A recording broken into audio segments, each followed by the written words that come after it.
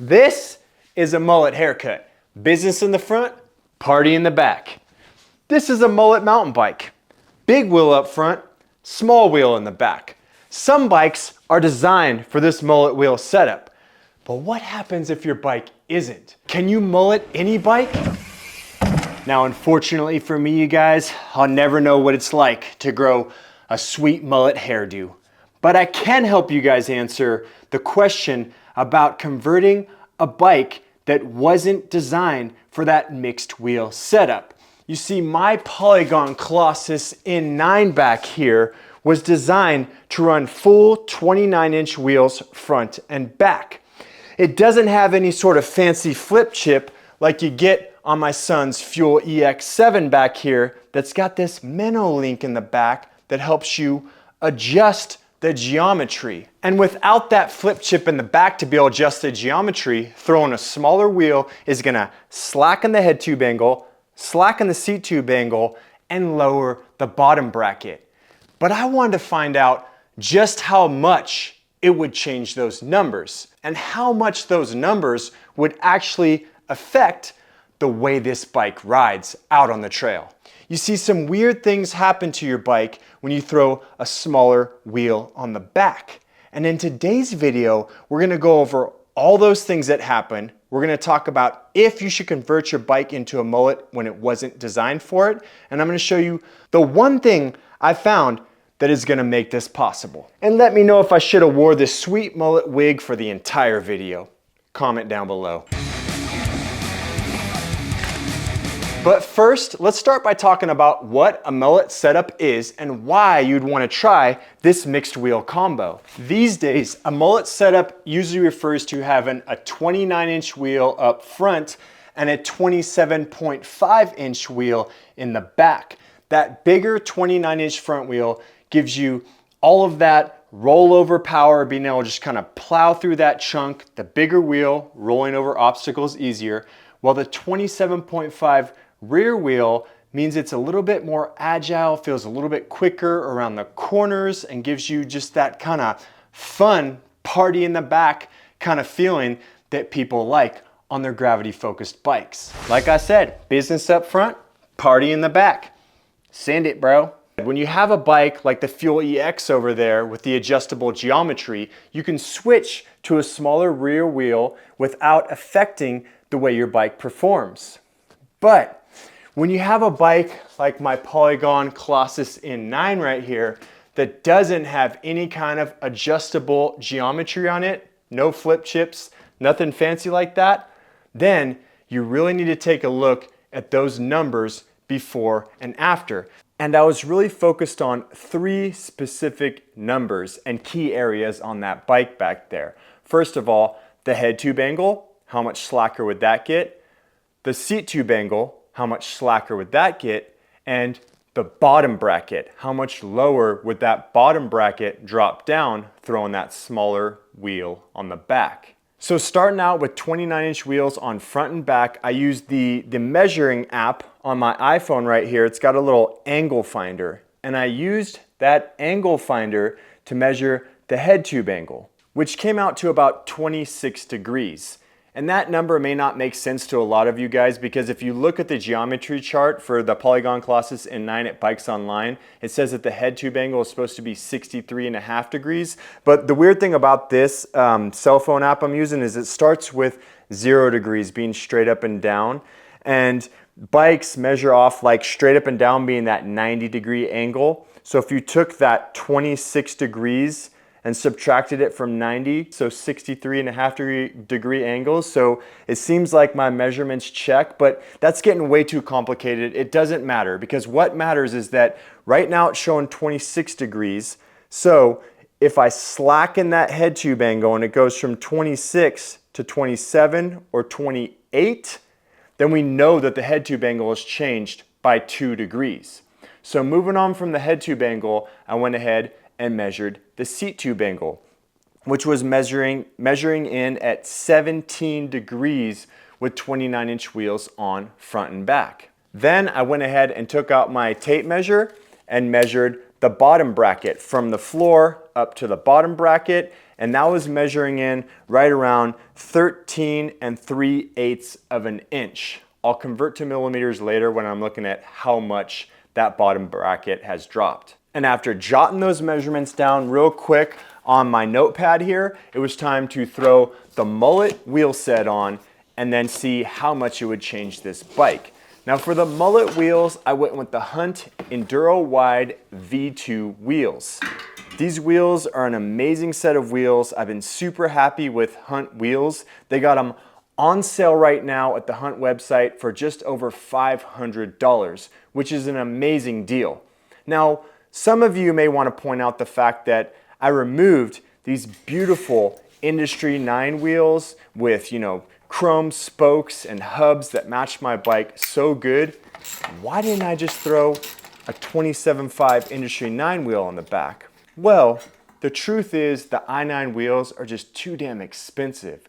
For these aluminum Industry 9 wheels, it cost over $1,600. So for just the price of an Industry 9 27.5 wheel, you could buy the entire set of these Hunt wheels. In fact, for the $1,600 pair of i9 wheels, you could buy 3 sets of Hunt wheels. So check the link in the video description. I got those Hunt wheels. I'm super stoked on those. I'm gonna start putting them on all my bikes from here on out. You're gonna start seeing a lot more Hunt wheels on this channel.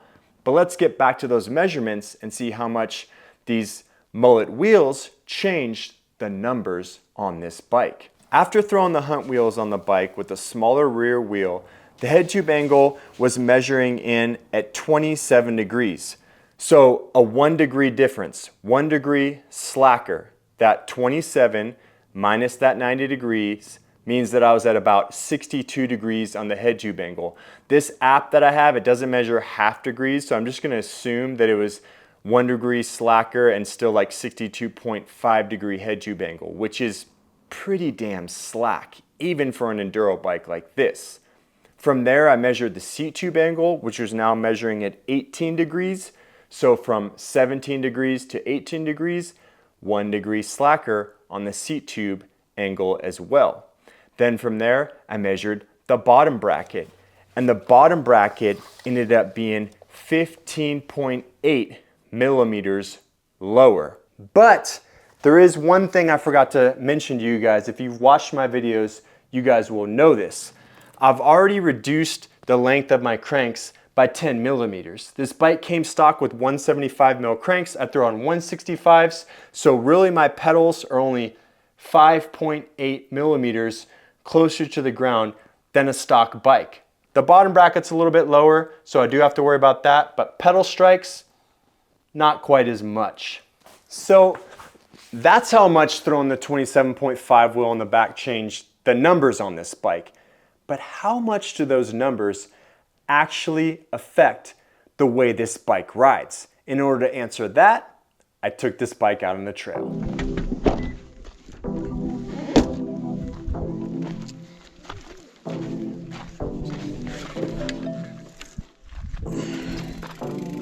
Now, I've always wanted to try a Mullet bike setup, so I was pretty excited to get this ride out on the trails. I hopped on the bike, started pedaling, and I wanted to think about the best way to break down for you guys how this thing felt. So I think we're gonna go ahead and just cover the 3 key areas that changed on this bike. We'll start with the seat tube angle, that went 1 degree slacker. Then we'll talk about the head tube angle, 1 degree slacker. And we'll talk about that bottom bracket that's just a little bit lower. And ultimately, this is gonna help us answer that question, can you mullet any bike? So initially climbing up the hill, the seat tube angle went from 77 degree effective seat tube angle, 1 degree slacker, so about a 76 degree seat tube angle, which I still felt was fine. I mean, I run my seat pretty far forward on the rails, so my seated position over the rear tire, I didn't feel like I was way behind. It didn't feel too bad. It honestly felt pretty dang comfortable, and the 1 degree slacker seat tube angle didn't really bother me. The bottom bracket though, the bottom bracket being lower. On the way uphill, it wasn't feeling too bad. I would almost say it even felt better around some of those sections where I was kind of climbing up around the corners. But when I came to certain sections in the trail, the lower bottom bracket, I could see where that would become an issue if I kept the bike set up this way. So we lowered that bottom bracket down, right?